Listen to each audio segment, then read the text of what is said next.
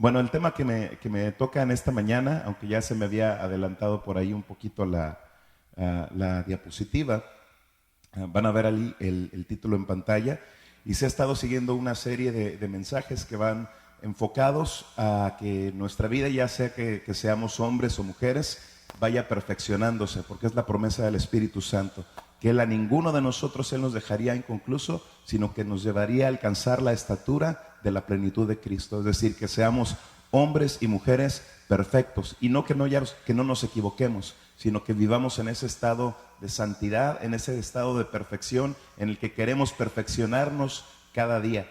Cuando estaba en los primeros semestres de mi carrera de diseño gráfico, tomé 6 semestres de historia del arte, y una de las técnicas que nunca la practicamos porque son técnicas antiguas, pero que nos enseñaban cuando nosotros teníamos que estudiar óleo, acuarela y todas las técnicas de pintura que existen. Hay una técnica que se llama pentimenti, que tiene la misma raíz de la que se deriva la palabra arrepentimiento.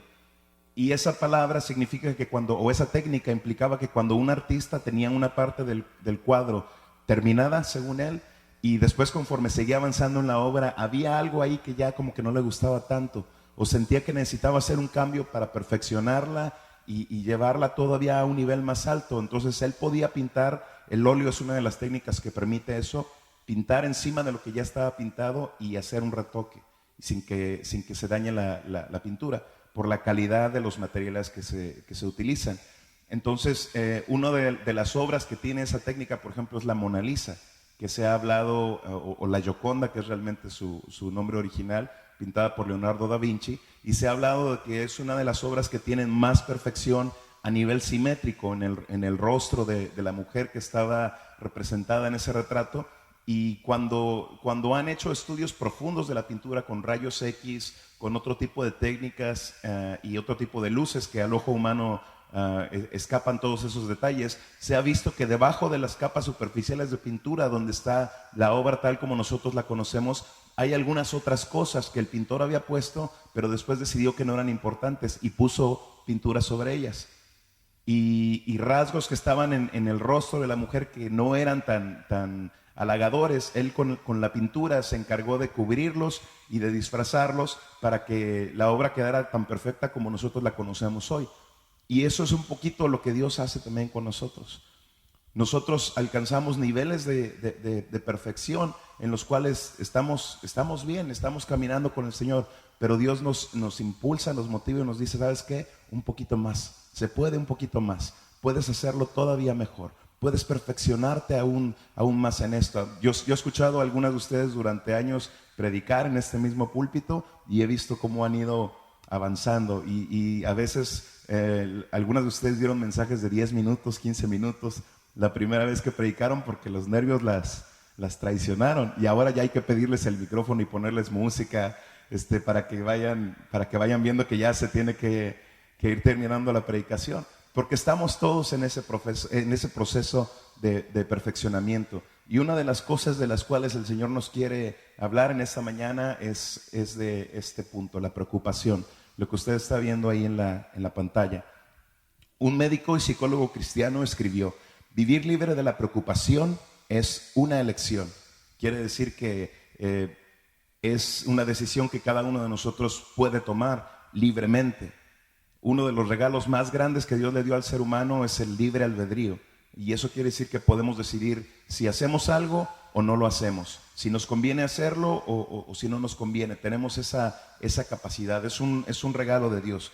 Así que nosotros podemos elegir si queremos vivir preocupados o queremos vivir despreocupados, lo cual ya es una muy buena noticia de entrada.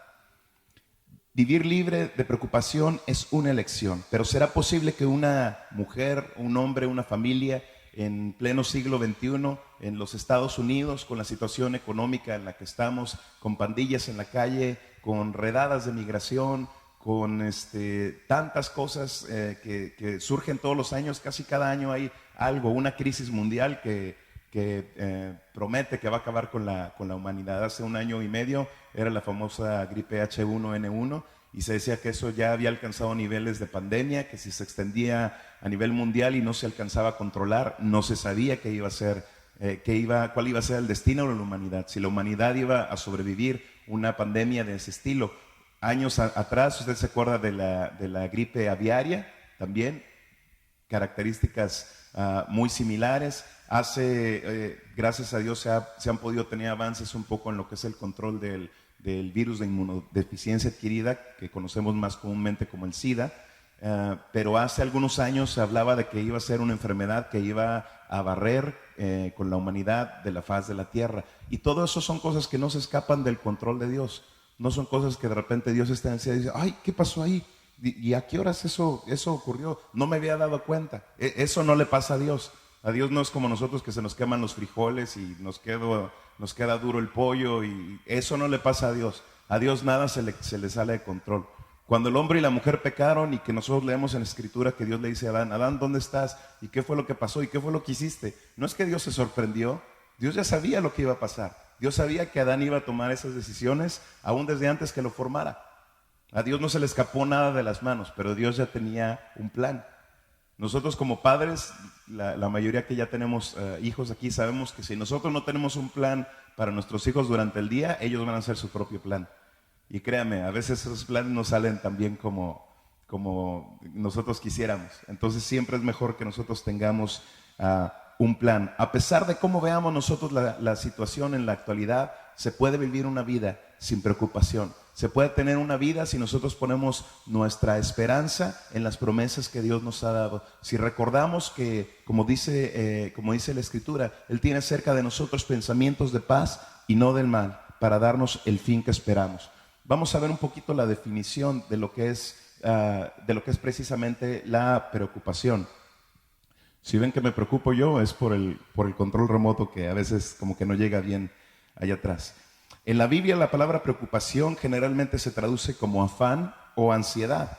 La preocupación es la inquietud por el futuro o inquietud por algo acerca de lo cual uno no puede hacer absolutamente nada y sobre lo cual ni siquiera puede estar seguro. La preocupación es una forma menor de temor.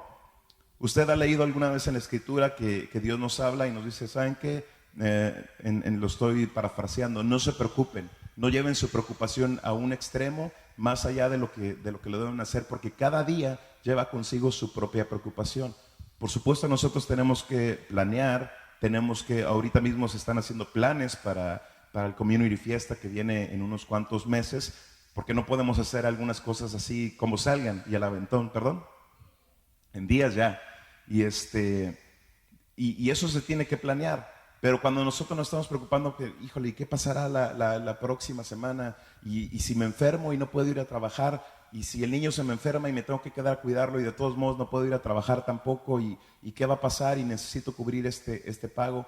Yo creo que nosotros, todos los que estamos aquí, más de una vez hemos experimentado la provisión sobrenatural de Dios por una puerta que nosotros no sabíamos que se iba a abrir justo en el momento que esperábamos. Hace unos años recuerdo que había una pareja, eran padres de un adolescente que nosotros estábamos pastoreando en el Betel, y su papá tuvo una crisis física muy fuerte, estuvo en el hospital, los médicos decían que no se salvaba, pero gracias a Dios en el hospital el Señor lo levantó y eso sirvió para que él se acercara de una forma más determinada a la presencia de Dios. Nosotros fuimos a visitarlo y tomamos, en aquel entonces recuerdo que trabajábamos con un grupo de líderes, aproximadamente unos 10, 12 líderes que trabajábamos con los jóvenes. Les hablamos de la situación que ellos estaban teniendo, que tenían que pagar cuentas de hospital, medicamentos, y levantamos entre nosotros una ofrenda.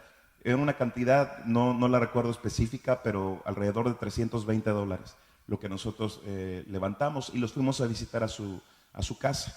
Entonces la hermana estaba profundamente agradecida con el Señor por la forma sobrenatural en la que había levantado a su marido del hospital, de los médicos decir, no hay esperanza para él no va a salir de esta crisis, no hay nada que podamos hacer para ayudarlo, ni con medicamento, ni con cirugía, únicamente un milagro es lo que lo podría levantar de esa cama, y únicamente un milagro es lo que él necesitaba, y fue lo que el Señor le dio. Le mandaron, por supuesto, medicamento y cuestiones que él necesitaba. y la hermana se había movido como nunca. A veces la necesidad es la que nos mueve a activarnos y darnos cuenta que podemos hacer cosas que, de no haber sido por esas circunstancias, nunca nos habríamos enterado de que éramos capaces de hacerlo.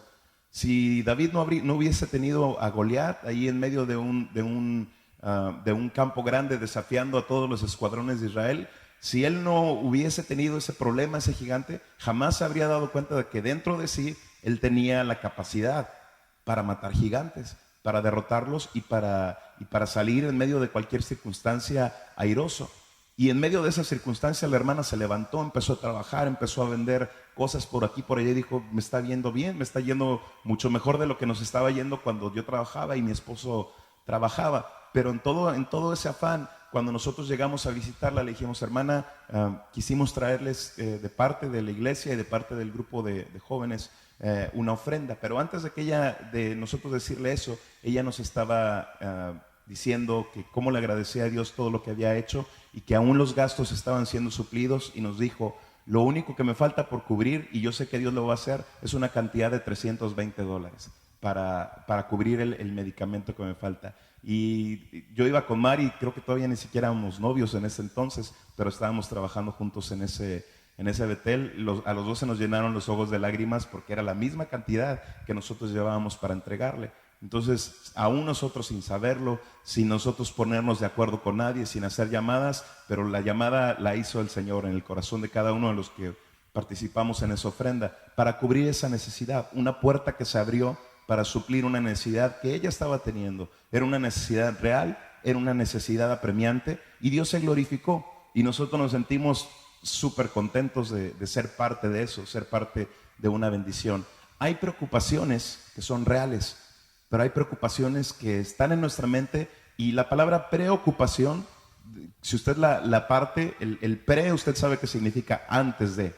Cuando una persona tiene cuidados preoperatorios, le van a hacer algunas cosas antes de entrar a la operación. Entonces, cuando nosotros nos preocupamos, estamos ocupando recursos en nuestra mente, estamos ocupando nuestra fuerza en algo que todavía no está ocurriendo, y ¿sabe qué? Que muy seguramente no va a ocurrir.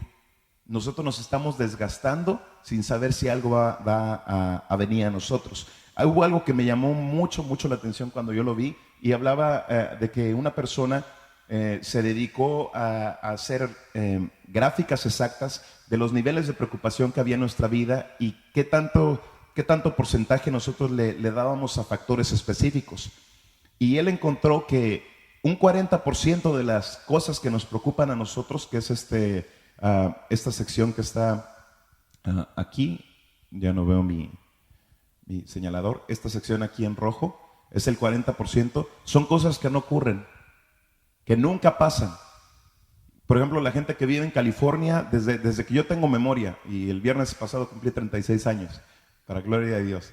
Así que desde que yo tengo memoria y desde que soy niño he escuchado que en California va a haber un terremoto que va a barrer con California y que va a arrasar con eso, porque la ciudad está justamente sobre la falla de San Andrés, y se habla que eso va a afectar, por supuesto, en México, Baja California Norte, Baja California Sur. Se habla de que literalmente podrían desaparecer los estados en el momento de que se manifieste ese mega terremoto, que los científicos dicen podría ser mañana, pero también pudiera ser dentro de 10,000 años.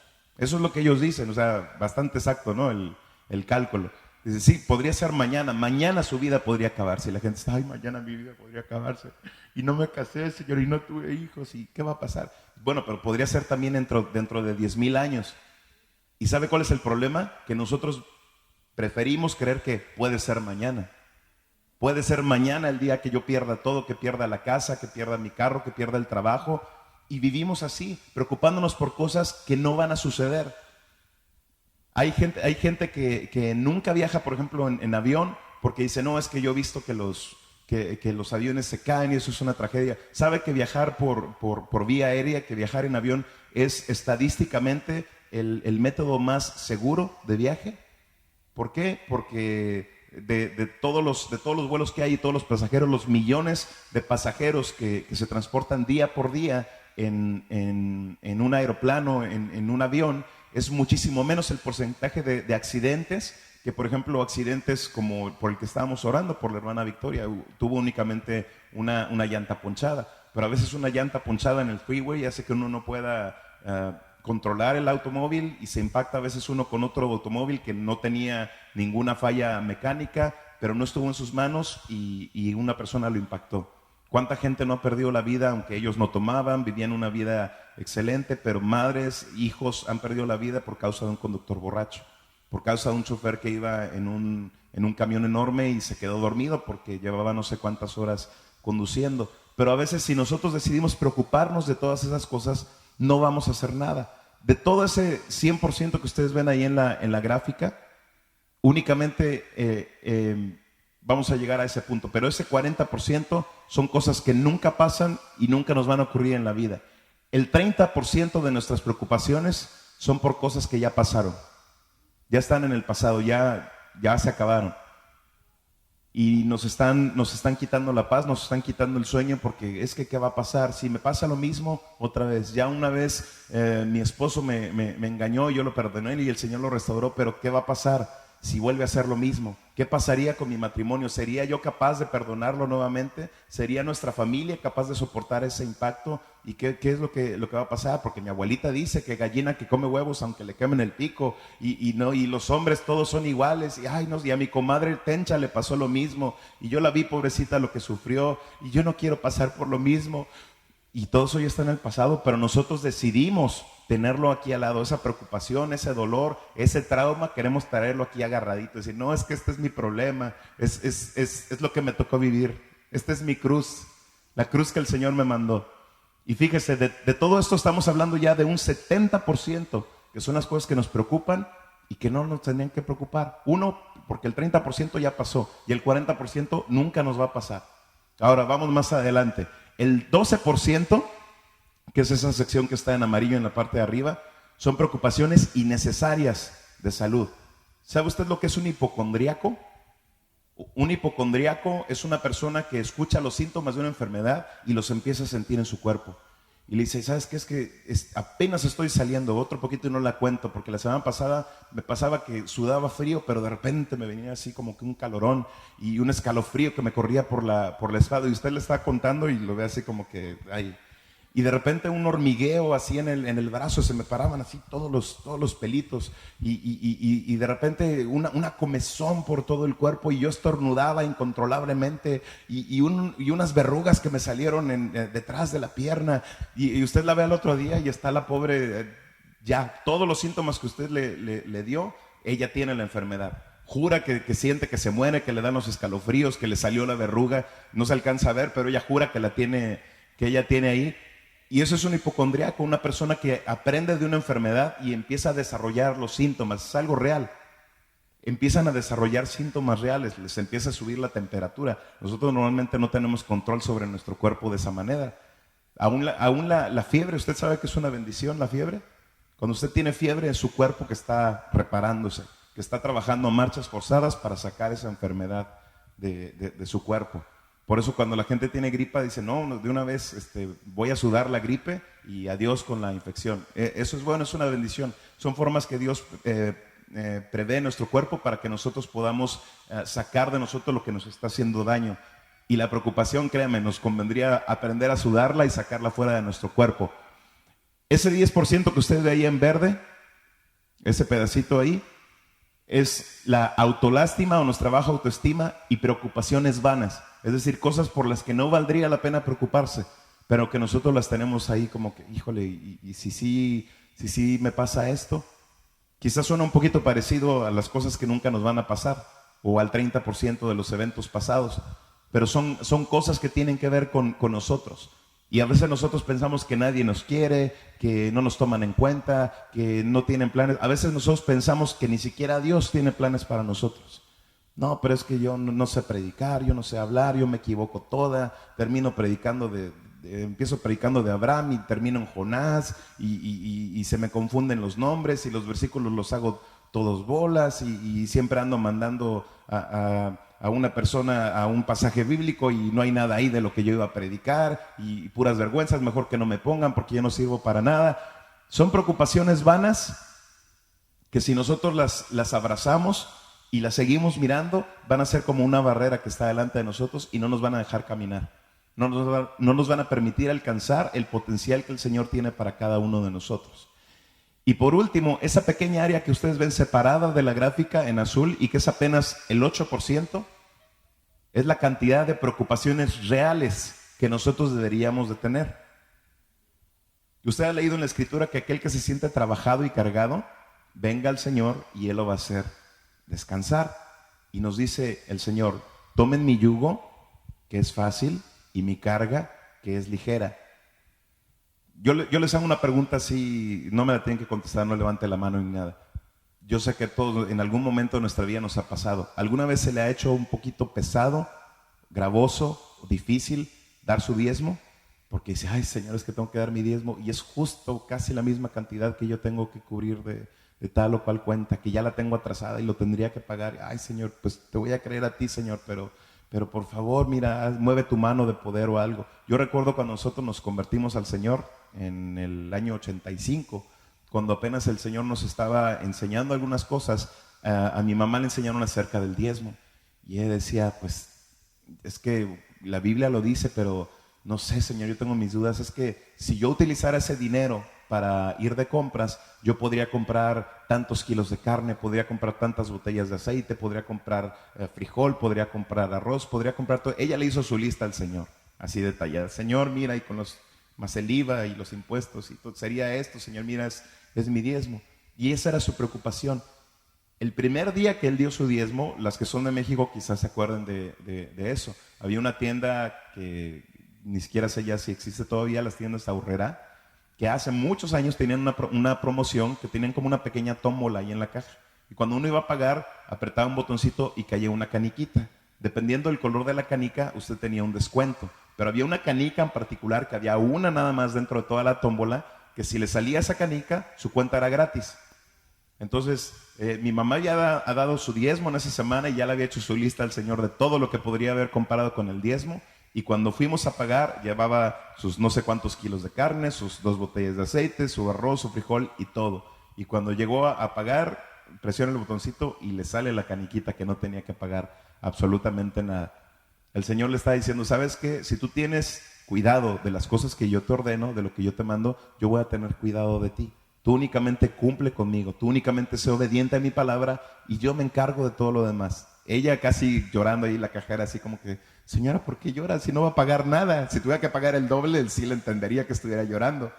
Pero mamá lloraba porque Dios le estaba hablando en ese momento por medio de una canica. Y en esa caniquita tan pequeñita le estaba diciendo, Señor, mi provisión es suficiente para todo lo que tú necesitas. Entonces, cuando usted ve eso y se da cuenta que lo que nosotros tenemos realmente que hacer para Dios es algo tan pequeño, es apenas el 10%, y las preocupaciones reales que nosotros tenemos ni siquiera son el 10%, es menos del 10%. Eso nos lleva a meditar y decir, Señor, es algo real. Yo tendría que dejar todo ese 90%, dejar todas mis cargas y tomar tu yugo, tu carga, que es nada más ese 8%,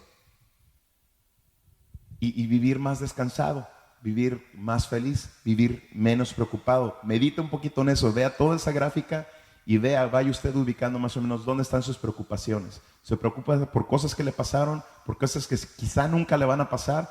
Hay gente que vive 25 años, lleva más de 20 años viviendo aquí en Houston, que no tiene documentos y nunca ha tenido un encuentro con un agente migratorio. En 20 años, en 25 años. Y hay gente que llegó la semana pasada y a la semana los agarraron.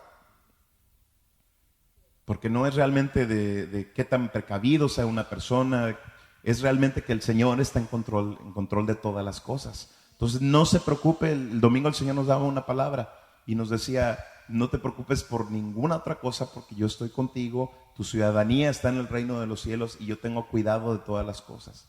En un pasaje que vamos a leer más adelante, el Señor nos va a hablar y nos va a dejar esto un poquito más claro. La ansiedad y la tensión no son lo mismo.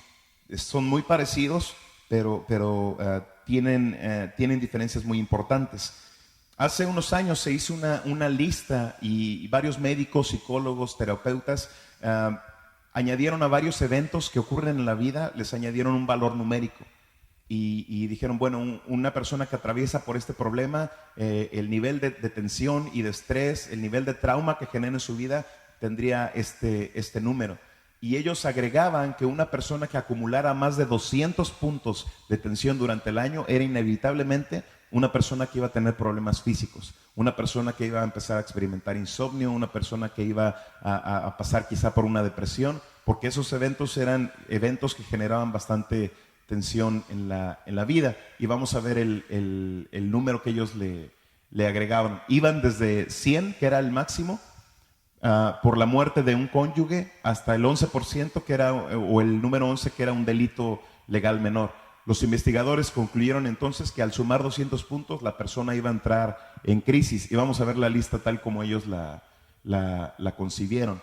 Decían que esos eran, de toda esa lista, algunos ya no aparecen aquí, pero esos eran los 20 que más provocaban tensión en una persona. Número 1, la muerte del cónyuge. Número 2, el divorcio. Número 3, la separación matrimonial. No es igual al divorcio porque hay personas que se separan, pero realmente nunca concretan el divorcio. Y lo más triste es que hay parejas que siguen viviendo juntos, pero ya están separados. Y están juntos únicamente por guardar apariencias. Tristemente a veces lo vemos hasta en el ministerio. Pastores que viven juntos con sus esposas, pero realmente no son felices. Realmente ya no son una sola carne. Realmente ya no están teniendo ningún tipo de comunicación. Y aunque no se han separado legalmente, pero ya están separados.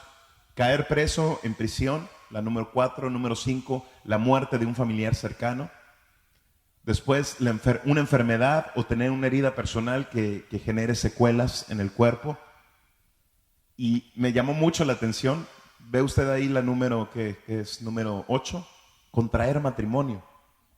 Es algo que preocupa y que tensiona a las personas. Número 1, porque realmente cuando uno se está casando, uno está dando un paso de fe. Realmente uno no conoce totalmente a esa persona hasta que dice, yes, I do. Y en ese momento hay gente que dice, bueno, ahora sí, ya lo tengo seguro a este hombre, y sacan las garras. Y hombres también que dicen, bueno, ahora sí, ya soy casado, pero pues no sé cómo voy a hacer porque toda mi vida me ha gustado la fiesta y salir con los amigos, así que aunque sea casado lo voy a seguir haciendo. Y toda esa expectativa, toda esa preocupación, además de los preparativos de lo que implica un matrimonio, los preparativos de la boda. Los que nos conocen un poquito de tiempo antes de que nos casáramos, este año cumplimos 4 años de casados, pero el año en que nosotros estábamos planeando nuestra boda, teníamos pagado ya casi todo en su totalidad. Habíamos rentado un salón y unos 30 días antes de la boda, mi esposa recibió una llamada diciéndole que el lugar que habíamos rentado, que nos iba a proveer la comida, que nos iba a proveer todo, se había declarado en bancarrota. Entonces prácticamente un mes antes de la boda nos quedamos sin boda y tuvimos que en ese mes volver a hacer todo, volver a hacer invitaciones, mandarlas, ver qué íbamos a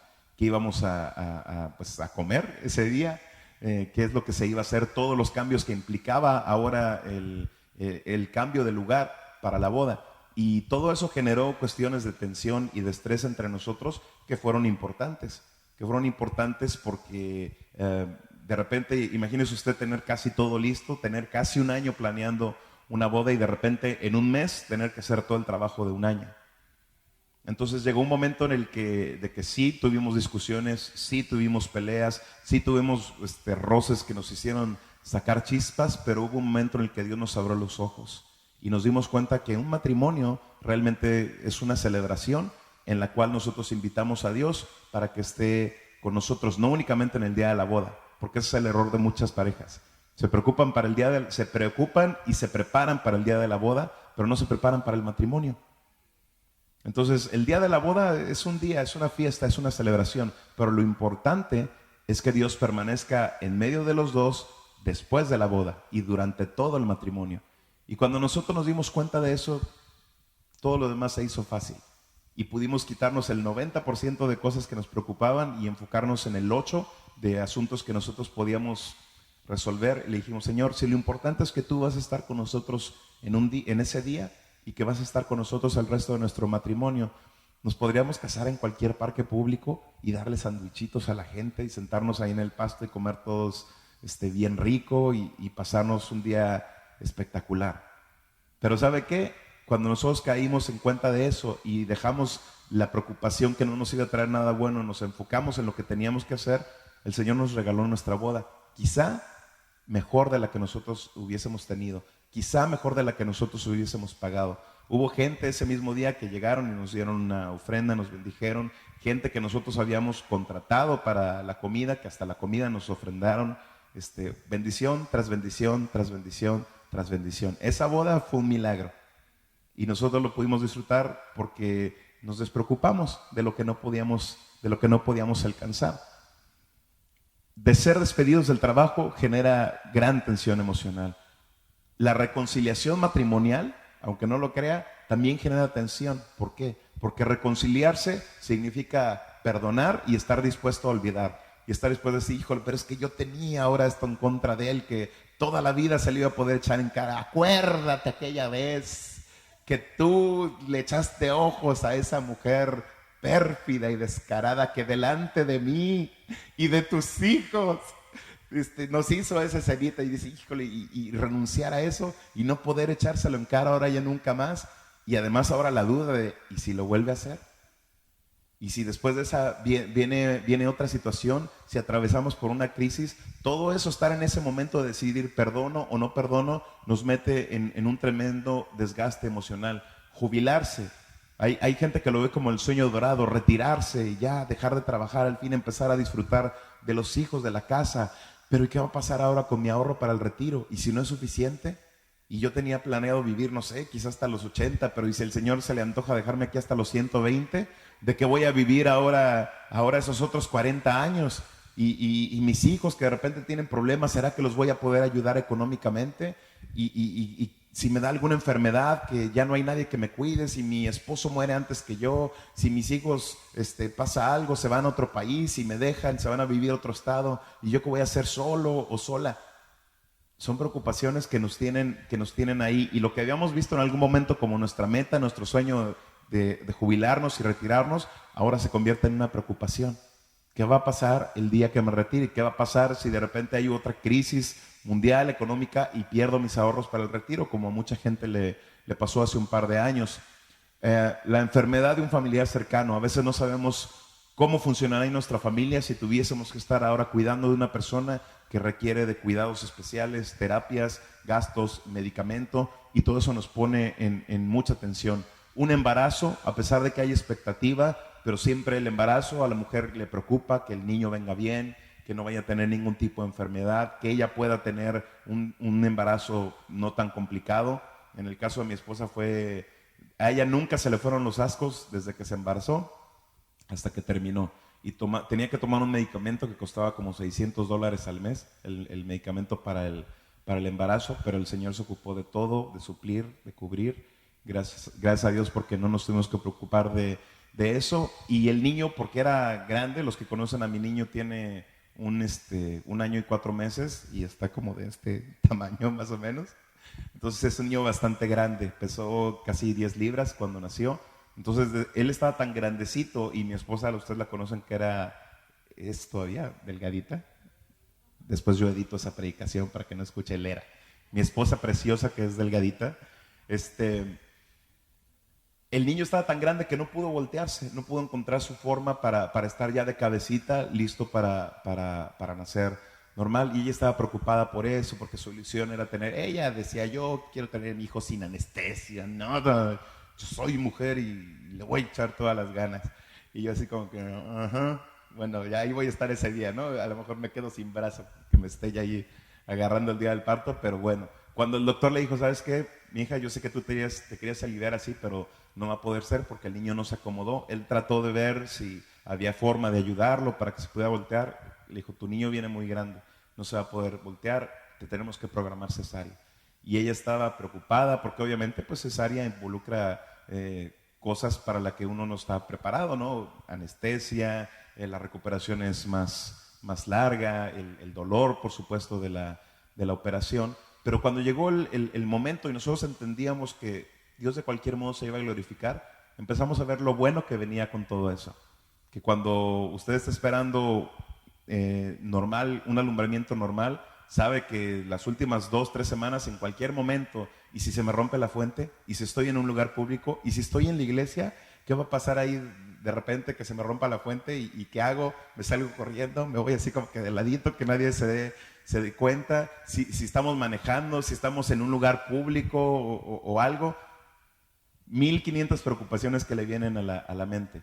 Y ella sabía exactamente cuál iba a ser el día en el que la habían programado, a qué hora, quién iba a ser su doctor, sabía todo. Habíamos ido ya a cursos para prepararnos de respiración y todo eso, y de repente nos dimos cuenta que ya no íbamos a tener que ocupar nada de eso, porque pues, iba a tener que ser por cesárea. Y cuando empezamos a ver la bendición que estaba escondida detrás de todo eso, pudimos descansar. Pudimos descansar y ella llegó ese día tranquila, tenía su maleta ya bien preparada, yo estaba ahí con ella y no hubo carreras, no hubo nada extraño, porque todo estaba preocupado. Y cuando finalmente nació el bebé, el doctor nos dijo, ¿sabes qué? Por el tamaño de su cabecita, si él se hubiese logrado voltear, hubieses estado, no sé, 15, 20, 30 horas en trabajo de parto y quizá te hubiésemos tenido que hacer cesárea de cualquier modo, porque la cabecita le era tan grande que no hubiese podido nacer por vía normal. Entonces, el que él no se pudiera haber volteado fue una bendición para ti, porque tuvimos que hacer la cesárea desde el principio y no tuviste que pasar por todo ese estrés, ese desgaste y ese sufrimiento. Y en el momento en el que nació, ella descansó porque el niño estaba todo el tiempo sentado, oprimiendo lo que eran sus vísceras, los pulmones, entonces ella no podía respirar bien. Y en el momento en el que David nació, descansó. Y fue tanto el alivio que ella sentía de que podía respirar nuevamente, que como por 3 días o algo, no necesitó ningún medicamento para el dolor, nada. Las enfermeras decían, ¿cómo se siente ya? Bien, muy bien. Con una sonrisota, porque ya podía respirar nuevamente. Se había liberado toda esa tensión que estaba sintiendo en el embarazo. Seguimos. ¿Dónde estamos? Problemas sexuales. Son cosas que normalmente no se hablan. Entre los hombres, ¿qué le digo?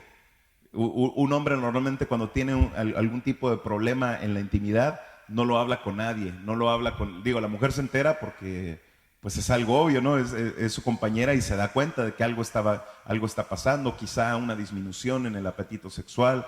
Quizá que él empieza a tener algún tipo de disfunción como la disfunción eréctil, que antes se hablaba de que no, pues eso es algo que le pasa a hombres mayores de 50, pero vivimos en tiempos de tanto estrés y tanta tensión que usted sabe que también el estrés y la tensión producen también impotencia sexual, producen que también nuestro deseo sexual disminuya, porque estamos tan estresados, tan cansados, que ya lo último que queremos al terminar el día es darle besos o abrazos o tener intimidad con nuestro esposo o con nuestra esposa. ¿Por qué? Porque tenemos la tensión encima.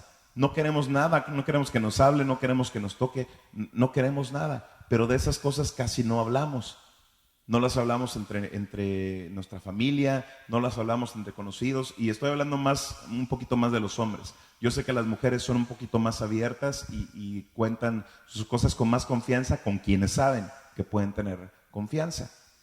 Pero eso produce mucha tensión. Y cuando nosotros no atacamos esa situación, cuando nosotros no buscamos una solución, esa tensión no se desvanece. Por supuesto sigue ahí y lo único que hace es seguir creciendo.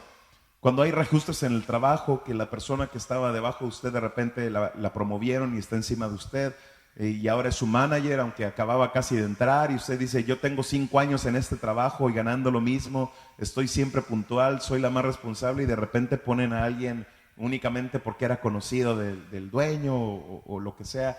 Todo ese tipo de cuestiones causan cuestiones de mucha tensión en nuestra vida. Vamos a leer las siguientes únicamente para poder seguir adelante. Cambios en una situación económica, la muerte de un amigo íntimo, un cambio de trabajo, aumento de discusiones con la pareja, adquirir una deuda grande como puede ser un carro o una hipoteca en el caso de una casa, ser embargado o con un hijo o una hija, se vaya de la casa. Llegamos únicamente hasta el 29, pero recuerde que el último era el que tenía 11 puntos, que era una persona que era reprendida por un delito menor o que tenía que pagar por un delito menor. Seguimos adelante.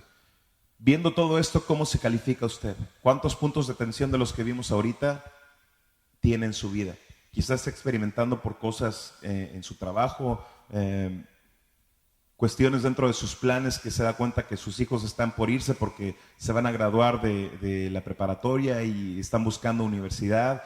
Y bueno, ¿qué va a pasar ahora con él? Si mi hijo no sabe ni, en palabras de toda buena madre mexicana, si mi hijo no sabe ni lavarse sus calzones, ¿qué va a hacer solo ahora en la universidad? Va a ser un universitario que no sabe lavarse los calzones. ¿Y qué va a hacer de su vida? ¿Qué va a hacer sin su madre? ¿Quién le va a dar su sopita y sus huevitos estrellados en la mañana? Y todo eso, todavía usted ni sabe si se va a graduar en el nombre de Jesús. Pero usted todavía no sabe ni cómo están sus notas, si tiene alguna beca, si va a ir a alguna universidad. Quizá va a estar en una universidad aquí en la misma ciudad. Usted ya se está preocupando porque siente que su chiquitito se le va de la vida y ya va a empezar a volar solo por primera vez en la vida. Quizá usted está teniendo problemas con su esposo, está teniendo discusiones, eso está incrementando, está teniendo cambios en el trabajo que le llevan a estresarse. Pero acuérdese, únicamente de todo ese 100% de cosas que nos preocupan, únicamente un 8% son preocupaciones reales. Empiece a evaluar las cosas que la están preocupando y vea, ¿vale la pena que me preocupe por esto? Ahorita vamos a ver un poquito, una técnica que nos va a ayudar a dejar un poquito la preocupación. Y vamos a ver el segundo punto, las características de la preocupación. La preocupación es peligrosa para la salud. El efecto de la preocupación quizá no sea tan rápido como el cáncer, pero no es menos mortal. La preocupación actúa como veneno en la sangre. Y como decíamos hace un momento, le está quitando su energía, le está quitando su enfoque, le está quitando su felicidad, le está robando sus horas de sueño. Y eso a la larga le provoca otro tipo de malestares en el cuerpo.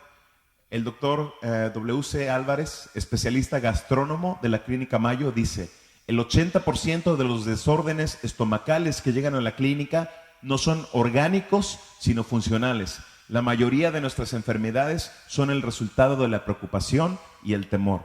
Esto no lo está diciendo un pastor, esto no lo está diciendo un motivador, lo está diciendo un doctor que es especialista en gastritis, en úlceras, y él se da cuenta que el 80% de los casos que ellos atienden no son cosas reales. No hay una úlcera, no hay un daño a nivel intestinal, a nivel estomacal en los pacientes, sino que la preocupación que ellos sienten es tan aguda que los hace tener repercusiones aún en su sistema digestivo.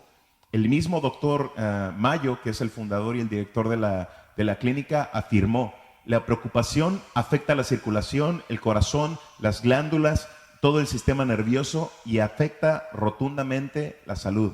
Rotundamente significa que es algo que sin lugar a dudas va a ocurrir. Entonces, cuando nosotros vivimos con tensión, es algo que va a ocurrir sí o sí. Bueno, ahí debería decir médico, pero dice médico. La preocupación desencadena una desorganización general del sistema. Produce y libera toda clase de sustancias tóxicas en el organismo. Las fuertes preocupaciones demasiado prolongadas pueden significar una posible crisis nerviosa, flacidez del corazón, endurecimiento de las arterias, senilidad prematura y parálisis de la voluntad, que en última instancia puede resultar en suicidio. ¿Cuántas personas no hemos escuchado casos que dejan notas suicidas y cuando uno lee las notas se da cuenta que eran cuestiones tan pequeñas, tan vanas, pero la preocupación había crecido tanto dentro de él que ya veía su problema de una forma desproporcionada? Y quizá una deuda de $2,000 que uno dice, bueno, pues una deuda de $2,000, veo qué hago, me busco un part-time, algo, lo que sea, pero yo pago eso. Y a esa persona la preocupación lo había llevado ya a un punto tan desesperante que su deuda de $2,000 se convirtió con algo que él no podía pagar, algo con lo que no podía lidiar, y decidió quitarse la vida. Se habla acerca de un ejecutivo que en su oficina tenía un letrerito, y en el letrerito de su oficina decía: el hombre que se preocupaba ayer por el mañana no está aquí hoy. y era un recordatorio que a él le hablaba de una persona que se había suicidado. Le decía, ese hombre que se la pasaba siempre preocupándose por el mañana, si él se preocupaba ayer, mañana ¿cuándo es? Hoy. Y esa persona que se preocupaba ayer por el mañana ya no está aquí hoy. ¿Por qué? Porque decidió quitarse la vida. Entonces él lo tenía como un recordatorio ahí para estar siempre al pendiente de que eso no le ocurriera, a él. Vámonos rápido para seguir adelante. Quizá la preocupación por el dinero es una de las cosas que más nos afectan a nosotros. Y si ustedes como yo, más de una vez ha estado por ahí de repente metiéndole la bolsa a los pantalones que tiene por ahí colgados a un saco, a ver si se encuentra por ahí un billetito de 20 o algo, a ver algo, una bendición por ahí escondida, y que de repente, qué rico es eso, ¿no? Encontrarse dinero en un saco o en un pantalón que no se ponía un tiempo, y de repente mete la mano y por ahí $50, $60, y dice, ay Señor, gracias, porque en mi momento ni me di cuenta que había no perdido ese dinero, sino que lo tenía ahí guardadito, y ahora justamente que lo necesitaba es cuando lo estoy encontrando. Vamos con otro de los puntos, características de la preocupación. Afecta nuestra habilidad mental. Cuando le prestamos toda nuestra atención a ese problema que quizá no vale la pena, estamos desatendiendo cosas que sí valen la pena. ¿Y sabe quiénes son los que normalmente pagan el precio de nuestra preocupación? Nuestra pareja y nuestros hijos. Y empezamos a ver que, híjole, se me olvidó ir, tenía el juego hoy de mi niño y el recital de mi niña que ya le había prometido y le había dicho que sí, le había comprado su vestido y por estar tan preocupada a la hora se me olvidó la cámara, no pude llegar, no le puse gasolina al carro, no me di cuenta, me quedé tirada en el freeway y la preocupación nos tiene tan encerrados, tan encapsulados, que empezamos a atender cosas que verdaderamente valen la pena. La preocupación afecta nuestra habilidad mental.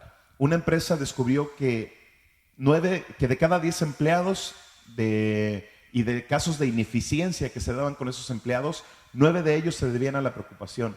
Accidentes en el trabajo muchas veces ocurren porque la persona está tan presionada, porque híjole, es que si algo me ocurre y pierdo este trabajo, y precisamente esa preocupación es lo que le va a hacer cometer un error en el trabajo que literalmente lo va a dejar sin trabajo.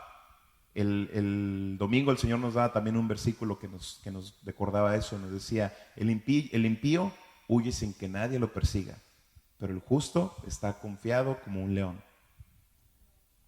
Entonces, cuando nosotros empezamos a vivir en esa confianza, empezamos a descansar, y aún nuestra mente descansa. Aún podemos empezar a aprender a pensar como Dios. Y si Dios piensa y tiene acerca de nosotros pensamientos de paz y no de mal, nosotros también tenemos que empezar a tener pensamientos de paz, de prosperidad, de esperanza para nuestra vida, para nuestra familia, para sus hijos. A pesar de lo que usted esté viendo ahorita, me impactó tremendamente la palabra que nos dio la pastora Carissa Pinel cuando estuvo aquí en el evento de Pasión Más Fuego, y fue algo que me impactó, porque decía, si Dios te dio una promesa y tú sabes cuál es tu destino y tu promesa, cuando tú abres tus ojos y ves a tu alrededor y lo que está a tu alrededor no se parece a la promesa que Dios te dio, entonces alégrate, porque quiere decir que lo que estás viviendo en este momento es temporal. Eso no es lo que te va a mantener ahí por siempre, no vas a quedarte en ese punto, tú vas a llegar hasta el punto que Dios te prometió que vas a llegar, no a lo que están viendo tus ojos, sino a lo que Dios te prometió. Eso me impactó tanto que me dio nuevo ánimo para decir, Señor, es verdad. Quizá yo me he enfocado en circunstancias que estoy atravesando. Quizá yo me he enfocado en problemas que estoy pasando, en situaciones que me tienen detenido y que quizá no me permiten hacer algunas cosas. Pero yo sé que esto es temporal, porque esto no es lo que tú me prometiste. Entonces, cuando empezamos a pensar de esa forma, cuando empezamos a recordar lo que Dios ha hablado acerca de nosotros, nosotros podemos romper nuestras limitaciones y salir y empezar a vivir la vida de victoria que el Señor quiere que vivamos. Alguien dijo, preocuparse por lo que uno no puede hacer es inútil, y preocuparse por lo que sí puede hacer es absurdo. Es decir, si usted no puede hacer nada por el problema, pues ¿para qué se preocupa? Usted no puede hacer nada, pero si usted sí puede hacer algo y sí tiene usted la solución, pues entonces ¿para qué se preocupa? Usted lo puede resolver, tiene la solución en sus manos. ¿Va a costar trabajo? Sí, va a costar trabajo. ¿Va a costar recursos? Sí, va a costar recursos. ¿Le va a llevar tiempo? Quizá, pero lo puede hacer. Si no lo puede si no puede usted solucionarlo, no se preocupe. Pero si lo puede solucionar, pues tampoco se preocupe. Entonces la respuesta es, no se preocupe, ¿verdad? Fácil. Ese era el ejercicio que les decía tenemos que hacer.